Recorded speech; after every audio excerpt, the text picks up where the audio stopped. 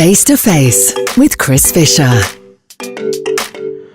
Welcome to Mergeless. So my guest today is Ahmed AL Harthy. Welcome, Ahmed. Thanks for having me. You're most welcome. Now, I want to know, who is Ahmed AL Harthy? We know you as the racing driver, but who is the real Ahmed AL Harthy? I think if you think about it, I am the same person as a racing driver in terms of the love of the sport that I participate in. And I think the racing has built me into a better person, to cut it short, to be honest. Ever since I started in 2006, I was the first circuit racer from the country, going into a sport that never existed in Oman, and taking it 14 to 15 years at the moment, and happy and very proud to say that I'm not the only one anymore. So for the past 13 years, you've been quite an inspirational driver to many sporting stars. What actually got you into the whole racing scene? It's a combination of so many little things put together. First of all, going to a go-kart track. Secondly, getting a few phone calls here and there from different people who, in the end of the day, were the foundation steps being created. I was always thinking about, what if that phone call never came? Would I be in the sport that I am today? Or what if this didn't happen or that didn't happen? But I think in the end of the day, the most important thing was for me to represent and be a part of an Omani team and Omani driver participating not in the Middle East, but internationally. And I think we've achieved that. You've created your own brand. How does that feel? It was a very extensive program. I mean, for me, to create a brand or to create something from scratch is always very exciting. But today, you know, it's great to see that the Oman Racing brand is out there, and myself as well, being a part of the team. It's a proud thing that everybody sees. Again, I'll come back to seeing the flag flying at one of the most and biggest circuits around the world. It was a dream when I was in 1996, when we first had satellite TV in Oman. I would have never thought that I'd be seeing the flag fly at Spa-Francorchamps, at Monza, at Paul Ricard, at all the places that we're Silverstone, you know, the home of motorsports. Exactly. It's a very, very proud thing, but at the same time, it's something that, you know, it was on the box to tick, and we've been ticking them. So let me go back to the track. It's quite intense, I can imagine. What is actually going through your mind when you're flying around the track, you and the other drivers at whatever speed it is? What is in your mind? You know, it's a very difficult question to answer, and once a psychologist did ask me, Ahmed, what goes through your mind? And the minute I tried to bring myself back and think about what went in my mind, I nearly had I didn't crash, but I nearly made a mistake on the circuit. It's that tunnel vision. It's that full concentration where the man and the machine are working together. We as drivers, you know, we're looking at the most, the smallest things on the racetrack, or the sounds of the revs of the engine, the gearbox changing, knowing that you could be, feeling that you could be 0.1 of a second quicker. That's what it's about, and that's total dedication and concentration to what we do. And I think very similar to other athletes while they're in the zone. It is a zone where I think the adrenaline is coming out of us and really supplying that energy to perform at the highest level.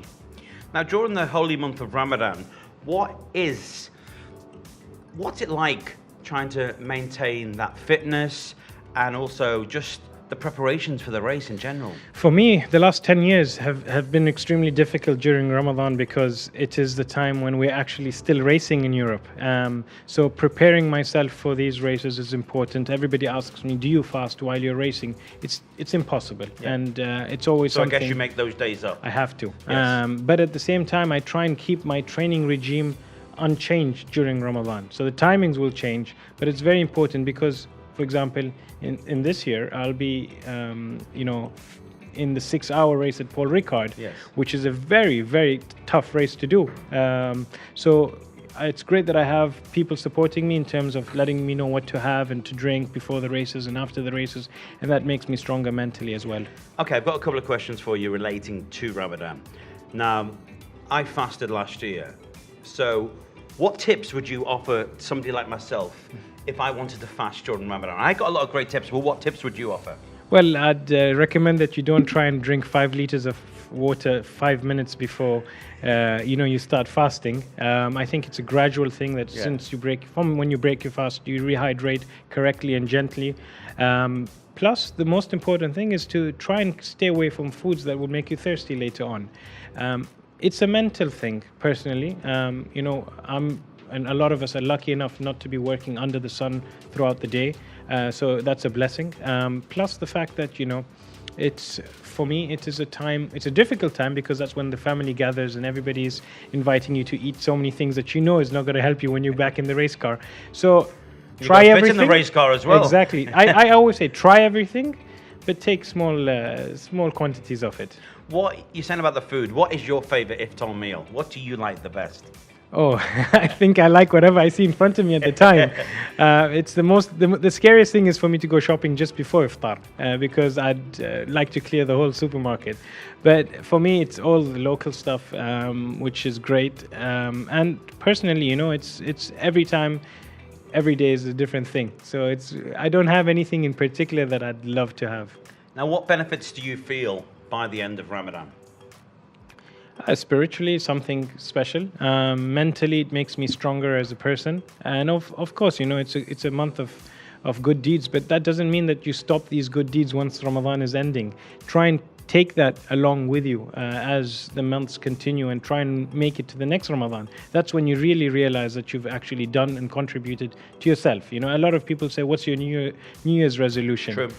For me, there's no New Year's or there's no other months or things. It's about taking that continuing the whole thing. Important part of Ramadan, as we know, is the challenge to give up something, trying to maintain that, and also just in general, like what you just said, being a better person. What would you like to give up other than food? Well, I was about to tell you, I already started giving up my love for fizzy drinks. But, personally, I think I've been trying to lead a really healthy life since I started racing. So there's nothing that I would like to give up, but maybe just cut down a bit more so that I can be a bit more productive in the race car. That's all. Everything revolves around my racing, and I think what I do in a racetrack makes me a better person on a daily routine as well. Ahmed, just before I let you go, these are 5 random questions about Oman. I want you to pick 2 of them for me. Just pick 2 random cards. All right, we'll go for this one here. Go for this one. Okay, let's see. What's your question? Let's have a look. What is the national animal of Oman? What would you say? I'd say the oryx. Congratulations! Thank you. 1 point. Pick another one. Let's go for this one here. Which one is this? I think that's a tough question. What date is the Renaissance Day in Oman? 23rd of July. It is! Mabruk! Mabruk! Thank you very much. Ahmed AL Harthy, I wish you the best of luck for the rest of the season. Thank you for chatting to us here in the Mergiless. Thank you for having me again. Face to Face with Chris Fisher. Merge 104.8.